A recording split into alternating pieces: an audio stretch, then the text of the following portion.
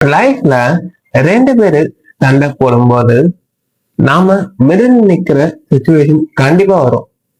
அந்த டைம் அவங்களுடைய mediation skill தான் பேசும். மீடியேட்டர் அப்படின்ட்டு சொல்றவங்களுடைய ரோல் அன்பயாஸ்டா இருக்கணும். அதாவது ரெண்டு சைடுக்கும் ரெஸ்பெக்ட கொடுக்கணும்.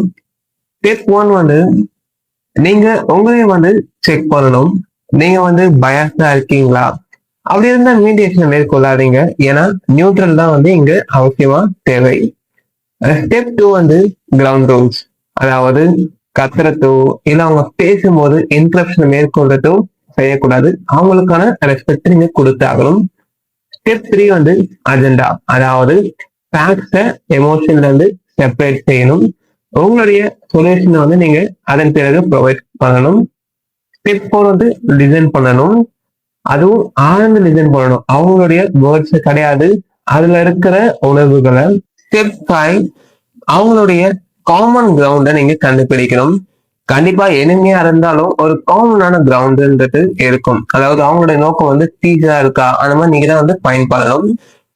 Step six brain storm. அதாவது உங்களுடைய ஜாப்ன்றது வெறும் ஜட்ஜ் பண்றது மட்டும் கிடையாது, அவங்க வழி நடத்துறதும் கூட.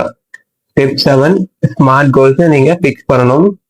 ஸ்பெசிபிக் ஆகும், அது மெஷரபிள் ஆகும். அதை ரியலிஸ்டிக்கா அப்ளிகபிளான்றத நீங்க தான் பயன் பண்ணி அவங்களுடைய பிரச்சனைகளை சுமூகமா முடித்து வைக்கணும்.